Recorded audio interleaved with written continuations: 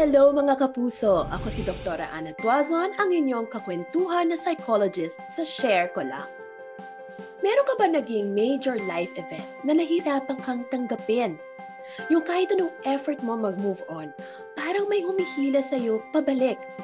So pagtatapos ng 2024, pag-uusapan natin sa Share Ko Lang kung ano ang pwede mong gawin para maging payapa ang pagpapaalam sa taon at maluwag ang inyong simula sa 2025. At ngayon, makakasama natin si Maxine Hiron, isang licensed psychologist at acceptance and commitment therapy practitioner. Hello, Maxine! Welcome to Hi, Doc Share Ko Ana. Lang. Thank you. Hello. Nice to be Yeah. here. So you practice acceptance and commitment therapy or ACT for short. Correct. Um, ano nga ba ang importanteng malaman natin about ACT and how it differs from baka yung iba akala nila pare-pareho lang ang Correct. psychotherapy, no? So ano yung main parang thrust ng ACT? All right. So ACT is one of the approaches, or acceptance commitment therapy is one of the approaches we use in psychotherapy. It differs from CBT, or cognitive behavior therapy, because ACT focuses on facing the distress rather than changing how you perceive it. So yung iba kasi 'di ba pag sinabing tanggapin, 'di ba kasi sa Tagalog, tanggapin mo na lang. Mm-hmm. Yung iba kasi, di ba, nagre-resist dyan kasi parang ang passive pakinggan. Correct. Parang hindi ka Correct. lumalaban. Mm. And yet, the way you're describing ACT, Maxine, di ba, it's actually a very active Correct. process. Sabi mo nga, it's acting, it's facing, not running Correct. away, Mm-hmm. not avoiding yung reality or yung experience. Correct. Yeah, so ano yung mga, yung typical situations na in your experience, no, being a practitioner, ano yung mga typical scenarios na nahihirapan yung mga tao when it comes to acceptance? So typical cases or concerns and issues na best gamitin yung ACT is yung mga taong nasa stuck, right? So parang kunyari, break up, na mahal ko pa siya pero niloko niya ako, anong gagawin ko? It is a moment where you're confused, di ba? So meaning meron tayong hinaharap na ayaw natin, tapos meron din tayong hinaharap na parang meron tayong tinatawag na intra-psychic conflict. Meaning we're confused as to how we will approach this because naglalaban mismo yung mga nasa loob natin. So ang goal ng acceptance commitment therapy is to look at the situation as what it is without judgment, right? So actually maraming cases like breakups na in the beginning, no, maririnig natin na nanghiwalay kami, binlock ko na siya, okay? Pero paano pag nakita na natin, which is very common in my clinic, because usually I would find clients come back and say, nakita ko yung ex ko after 3 months, Mm-hmm. bumalik ako sa zero, parang step. And I go, this is because you have avoided something and you have parang unconsciously taught yourself na hindi ko siya kaya harapin. So pag dumarating siya, it triggers this whole intrapsychic conflict again of like, di ko talaga kaya, right? Mm-mm. So common cases are heartbreaks, people who are stuck, who are in conflict between anong gagawin ko, right? And or kaya changing the situation na kung bumalik lang siya, kung mag-sorry lang siya, okay na ako. But the question is, paano kung hindi yun mangyari? Then you will never be okay, right? So acceptance commitment therapy is, first step niyan is acceptance, meaning we don't want to change it. We want to look at it, evaluate it with curiosity, and then look back in ourselves, who we are as people, and commit in doing that, in approaching the concern. So in essence, parang ganun yung approach ng ACT. And so isa sa mga napansin ko, so there are 6 principles kasi in ACT, right? Meaning these are the things we want the client to equip themselves with, or skills. Unang-una is yung acceptance. Pangalawang nakikita ko dyan yung detachment from thoughts. Meaning, meron tayong tendency kasi na, kunyari, may naisip ako na namimiss ko siya. Ba't ko siya namimiss? Ba't ko yung naisip? Siguro hindi pa. We create so many interpretations from a thought, when in reality, it is just a thought. It doesn't reflect who you are. It doesn't reflect the reality. But people dive into that thought, tas pinaparami nila. Ngayon, that creates anxiety. So, Mm-hmm. dahil sobrang dami na ng thought na yon, nagkakaroon na sila ng anxiety as their reality. So then it creates this whole feeling of struggle between them, between their true selves. Yeah. Oo, may meaning lagi. And the thing is, thoughts, I mean, di ba, they're just sets of neurons firing. Diba? If we have to detach ourselves talaga, no? Parang we can Exactly. really reduce it. And thoughts can be truth and thoughts Mm-hmm. can be false in terms of Correct. fact-checking. And Correct. thoughts are thoughts. Correct. Mm. Lagi ko sinasabi sa mga clients ko, huwag kayo agad naniniwala sa thoughts nyo. Kasi hindi lahat ng iniisip natin totoo. Ang problema is pag hindi siya totoo, tas nilagyan natin siya ng dugtong, we start to be convinced that it is true.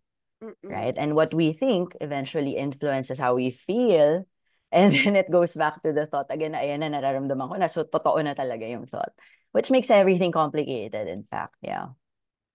Mm-mm. So, sabi mo nga, no, there are 6 components to act or six Correct. principles. Kompletuhin lang natin, Maxine. Ano yung other Sure. 4? So the first one is acceptance, meaning anything you resist will persist, right? So pag pinipigilan mo, lalong lumalala. Second is detachment from thoughts, meaning we want to look at our thoughts as just thoughts. They're not a reflection of anything true yet. The third one is present focus. Kadalasan kasi when we have a thought or kaya meron tayong longing, bumabalik tayo sa past eh. We keep thinking about the past, thinking that it would change. Or kaya naman future, which causes anxiety. Diba? So the fourth one is, we call it observing self. Meron kasi tayong thinking self at meron din tayong observing self.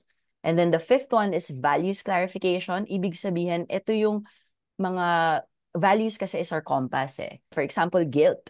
Guilt is very heavy, right? But guilt reflects na meron kang kumbaga moralidad or konsensya. So, hindi masamang ma-feel guilty. So, kailangan natin siyang i-observe na saan ito nanggagaling, anong sinasabi ng emotion na to, Mm-mm. instead of us pushing it away, right? And then the last one is values enactment, which is, kunyari naramdaman natin yung emotion na yun, naintindihan natin saan siya galing, how can we be true to ourselves by following that value system? So, the 6 components of ACT, dalawa yung nagiging components niya, which is i-accept natin yung mga bagay without judgment while we commit in reflecting to our own values as our compass in approaching the situation.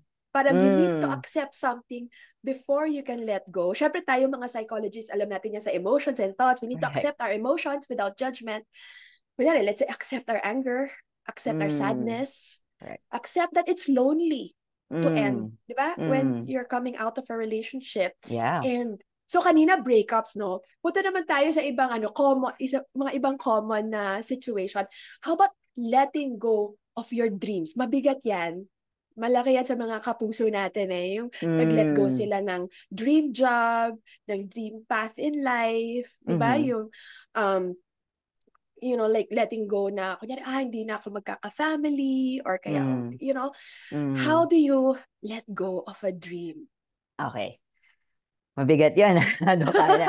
But I'd like to siguro describe or give definition to terms first. So when we say letting go, it kind of also means that you're accepting it. Kumbaga tinanggap mo na siya, hindi mo na siya ni-negotiate, right? So ano ngayon yung mga bagay na dapat natin tanggapin at ano yung mga bagay na kaya pa natin baguhin, right? So anything, when we talk about acceptance and the opposite of it, which is control, anything within our control na kaya natin magawa ng paraan, yun yung mga bagay na makocommit natin. Sa kabilang part naman, yung talagang hindi na natin hawak or kontrolado, right? For example, yun, yung sinasabi nating mga dreams, kunyari lang, unfortunately, for some reason, hindi na talaga pwede mangyari yung dream na yun, and it is outside of our control, we need to accept it. And some of that could include, yung timing or kaya yung other people's actions. Kunyari, di mo alam kung babalik pa siya and you have to accept and let that go. Why? Because the truth is this. Kahit isipin natin siya every day, kahit hawakan natin siya every day, it will not affect because it's not in our control. The brain kasi has a tendency to think about something over and over because it gives us a fake sense of control. So I like to illustrate this point as kunyari lang, today's Monday, and I have plans on Sunday. And Sunday is very important to me. Tapos ayokong umulan, right? Weather. So kahit Monday hanggang Saturday, minomonitor ko yung weather. Sana hindi umulan. It doesn't change the weather on Sunday, right? Mm-mm. So I need to let that go, meaning accept that I cannot control the weather on Sunday, but I can commit na on Sunday, kung umulan, ito gagawin ko, kung hindi, ito gagawin ko. Meaning, we focus our attention and energy on the things within our control. So for example, a dream that used to be so important to us, and for some reason, it's just not gonna happen. Kahit na mag-isip tayo na what if ginawa ko to, sana ginawa ko to, paano kung gawin ko to, the truth is this.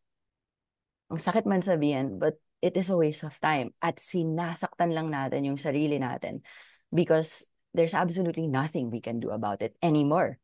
And that's okay because we can still commit to something na parang pwede tayo mag-reflect doon na bakit ko nga ba gusto yung dream job na yon? Because yung value system doon, pwede ko pa yan i-express on something else. Right? Mm-mm. So it's difficult, but una natin kailangan gawin is to understand may magagawa ba ako? Kasi kung meron, we need to commit to it. Pero kung wala, we need to let it go and accept it. Mm-mm. I think baka hindi na malayan ng iba, no? Pero as a fellow practitioner, I think yung meron ka important na sinabi is the opposite of acceptance is control. Because I don't think a lot of people realize na yun yung opposite. Ang Correct. isang misconception nila is, if I don't accept it, then it means I'm still solving it. That's why, di ba, a lot of people think to accept is to give up, is to be passive, is to be resigned to something. Na parang, sige, tanggapin ko na lang. Lalo pag sa Tagalog, no? Nafe-feel mo talaga yung passivity. Sige, tatanggapin ko na lang. Di ba? Sabi, nagpapaka-martyr ka. Di ba? Yun yung Correct. Tapos nare-reward pa connotation siya. Yes. ng pagtanggap na ayaw mo na magbago yung realidad mo. And what you're saying is actually, yung hindi naman lahat i-accept natin. Correct. What we are accepting is something that we have no choice but to accept. Di ba? Parang, kasi ito na yung reality. These are the things outside of our control. Weather, traffic. Di ba? Correct.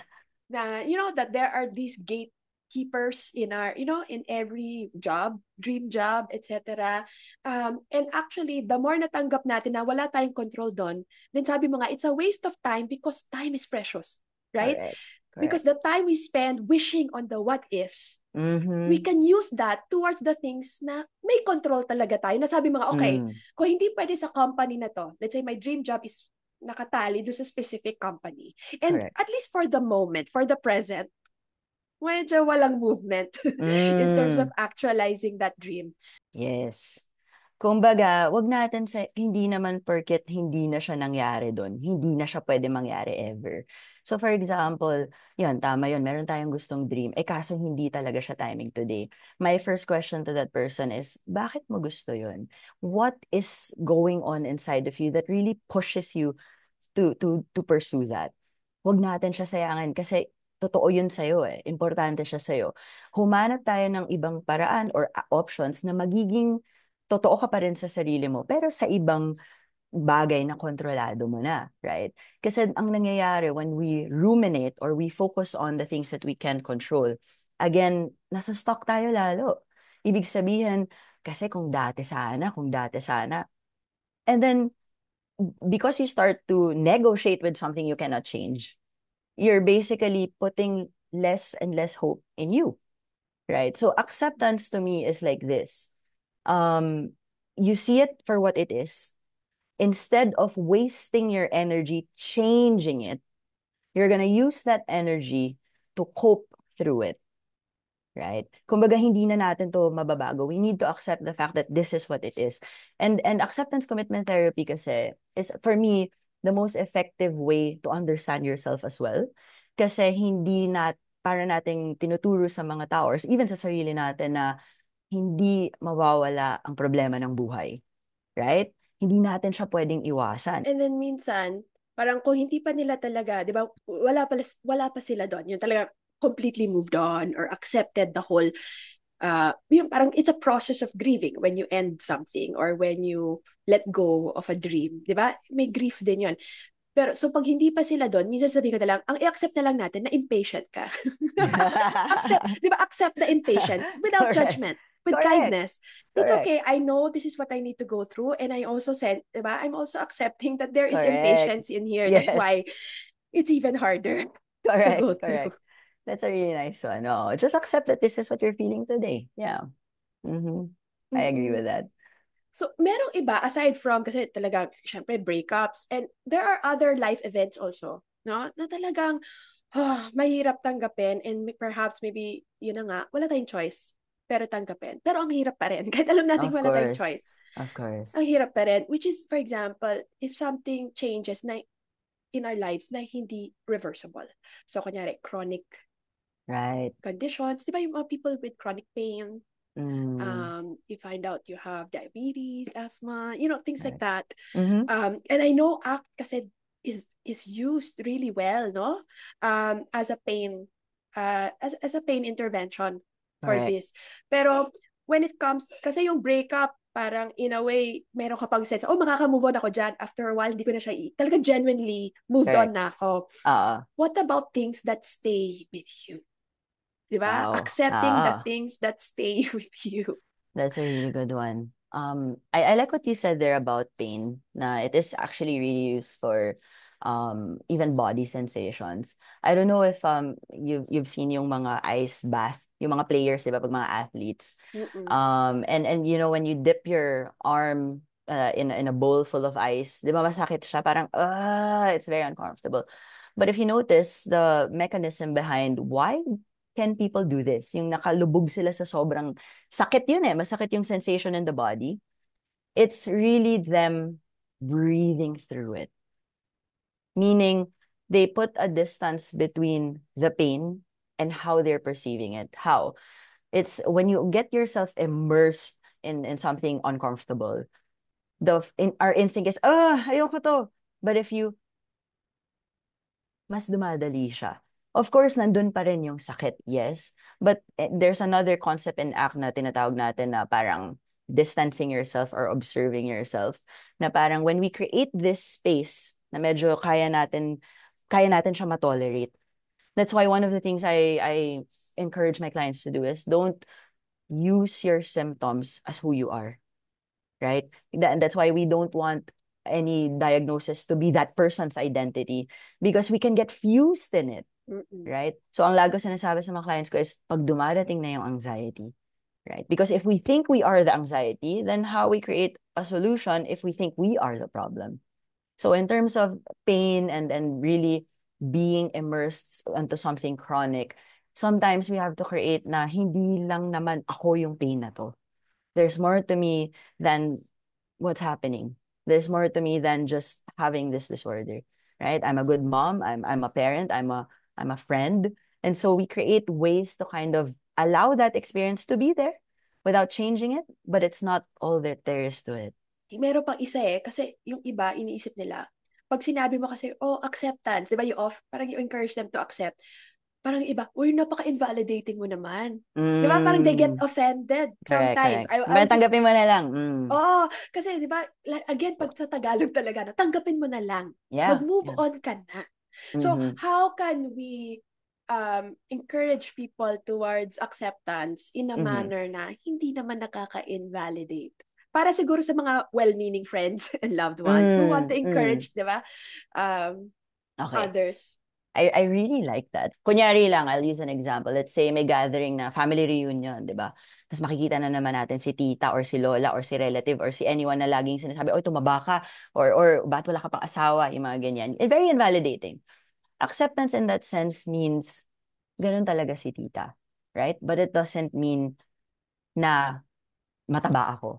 It's not about you. It's about accepting that they are the way that they are and how they respond and treat you is a reflection of themselves and not you.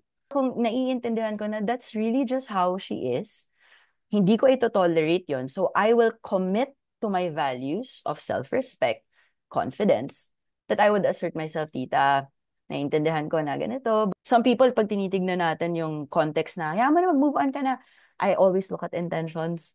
Maybe she doesn't know what else to say. Maybe she's doing that because in her mind, okay na yun. Or kaya uncomfortable siya. Right? Siya So, mismo, ayaw niya magstay doon sa yes. And sad, unpleasant emotions. correct. Mm-mm. Kumbaga, nai-impose natin na sinasabi niya yun kasi ganito ako. No. Sinasabi niya yun kasi yun siya. So let's always, ang lagos sinasabi is, how will you respond to that? Because that gives you the power to understand that it's not about you. And it gives you the ability to become true to yourself as you respond to that very invalidating comment. Mm-mm. Yeah. So, Maxine, actually, we asked yung mga kapuso, no? Mm. Kung ano para sa kanila ang ibig sabihin ng acceptance and Mm-hmm. moving on sa buhay. Actually, ang ganda ng mga response nila. Sobrang, sabi ko, mga Aww. psychologist ba to? Pero, yung isang kapuso, no, sabi niya, acceptance is the bridge between heartache and healing. It's not about erasing the past, but embracing the present. Oh my Moving gosh, on ang ganda. doesn't mean forgetting. It means learning to carry the memories with grace and finding strength in letting go. O, di ba? Wow. Wow. Ando na lahat yata ng act principles. Exactly. Kumbaga, tinignan niya yung experience niya. It wasn't negative or bad that I need to change. It happened for a reason. And what did that teach me that I can accept today as part of who I am and use that to move forward in life? Beautifully Mm-mm. And said. you focusing na acceptance means you're just being in the present. That's what it means. Mm-hmm. Acceptance keeps you in the present, and that's why acceptance keeps you moving. Exactly. And Yeah. may isa pang kapuso, sabi niya, acceptance is acknowledging the choices made in life, whether you gained nothing or something. Moving on is learning to live with your past experiences, whether they Yes. were good or bad, as they have shaped who I am today. It is the past that has made me who I am. O, di ba yung pananaw niya about the past? Yeah. Na talagang na-accept niya. Maganda, masama ang nangyari, it made me who I am today. So, today is still in the present. No? Parang ako, wow. Ang galing no answer na yun kasi actually that's how you can heal your trauma eh. Meaning, yes, it happened. There's nothing I can do about it anymore. Not to say that trauma is something that we can just downplay and minimize, but allowing yourself to say, kasi kadalasan when we react, it means that there is something in us that is unhealed yet or we didn't want to process. And so we hate that part of us. One of the things I try to reframe thoughts when things are very distressing is that maybe that time, that's all you knew what's best. Maybe that Mm-mm. time you were doing your best with the resources you had. And you can't blame yourself for choosing what you thought was best during that time because it equipped you today to use your experiences there to become a better human being moving forward. Mm-mm. Yeah, and yung iba namang mga kapuso natin, no, parang tinanong din kasi namin, ano yung mga first step nila para Mm. maka-move on mula sa major life event. Yung Mm. isa, umiyak ng umiyak, which is, Mm-hmm. it's very, sabi, minsan, sometimes, di ba, we just normalize. It makes sense. You've Correct. gone through something messy, Mm-hmm. unpleasant, di ba, na nag-blindside sa'yo. It makes sense to have strong emotions about that. Mm-hmm. Ito, I'm curious about what you think about this one. Sure. Yung isa kapuso sabi niya, unfriend anyone who made me suffer. Yan. What Okay. would ACT say about that? Okay. I would like to create like a difference between suffering, no? Meaning if it's abusive, that it causes your Mm-mm. safety to be compromised, definitely. But if it's inconvenient, it reminds you of something. Again, if we do not face it kasi, ang nangyayari is natututunan natin na hindi ko talaga kaya. Right? So when we avoid something that we know we can do, but it makes us somehow uncomfortable, we are actually teaching ourselves na, again, not being able to learn how to overcome that. But again, I'm drawing a line between safety. Obviously, pag safety, hindi ka talaga okay doon, harmful na siya, definitely. Lalo na pag abuse. Because if you are constantly allowing that in your life, it can change your thought process, right? Abuse can create realities that are not your truth. To the point, minsan nga sa sobrang lala ng abuse, nagkakaroon na ng, hindi ko na alam yung katotohanan. Pag Mm-mm. dumarating na sa ganong point, definitely cut them out. Mm-mm. But if it's something that ayaw mo lang maalala just because I'd suggest na, sabi ko nga ganito yan eh, kunyari break up, tapos nakita niya yung photos, di ba? Sabi ko, the worst thing already happened, which is the breakup. Ibig sabihin, that's the worst thing that could happen in the relationship. Maghiwalay kayo at magkaroon siyang iba. Those already happened, and you survived it. So looking at a picture will not hurt as much as that, but it's grounding you to the reality. Kasi ang nangyayari, pag binablock natin siya, hindi tayo nakaground sa totoong reality. Gumagawa tayo ng, baka mamaya iniisipan niya ako. And we comfort ourselves with things that are not real. Therefore, pag na-confront tayo ng real, parang, ang sakit! Kasi hindi siya nag-match dun sa gusto mo. So, confronting the reality means, kakayanin mo to kasi kinaya mo na yung worst eh. Mahirap, oo, but that will just give you the opportunity to face the reality of life, and it will equip you to overcome it. Kumbaga, hindi ka matatalo kung haharapin mo kasi natututunan mo yung sarili mo magkaroon ng skills para ma-overcome yung mga darating pang problema. At saka, di ba, pag ayaw mo nga harapin yung masakit, and then sinubukan mo di ba? Yun na nga, i-avoid or i-compartmentalize. Kung kanina sa time, no, parang you're freezing that moment in time. Correct. So actually, paradoxically, pinoprolong mo.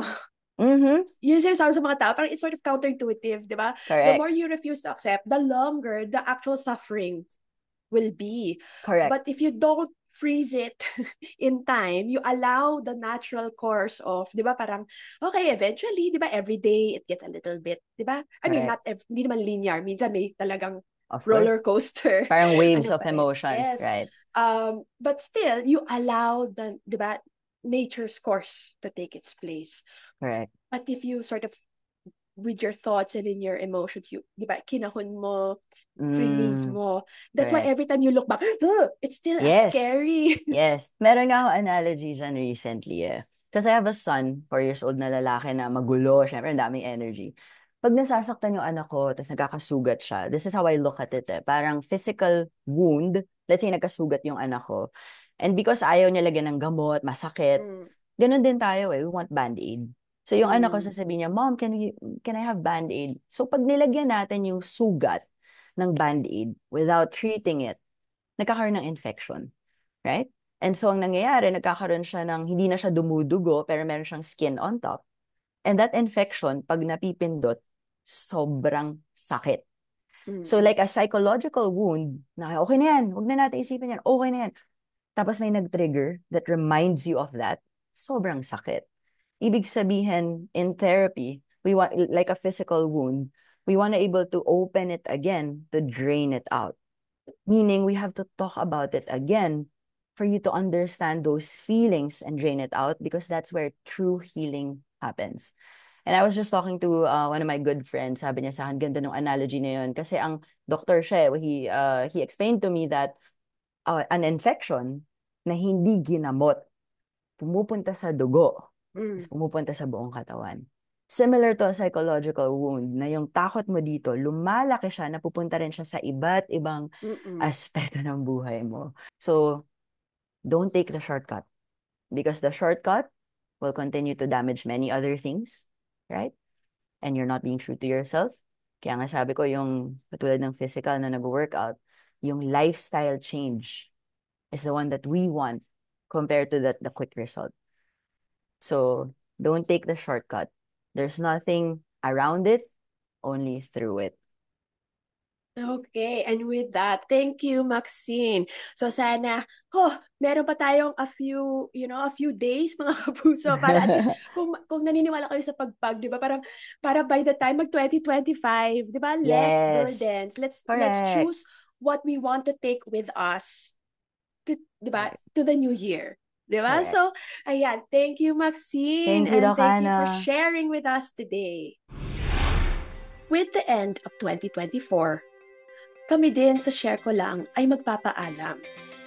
After 4 years of sharing stories of emotional truths, of adversity, and of triumph, this will be our last episode. Our team behind the scenes ay binubuo ng mga tao na ang simpleng hangarin ay magbigay insight na hindi natin madalas naririnig. at mag-alok ng impormasyong makakatulong sa ating kapwa Pilipino. Sana ay nakapagbigay linaw at ginhawa ang aming munting palabas whose episodes will remain available online. Once again, thanks for sharing, mga kapuso.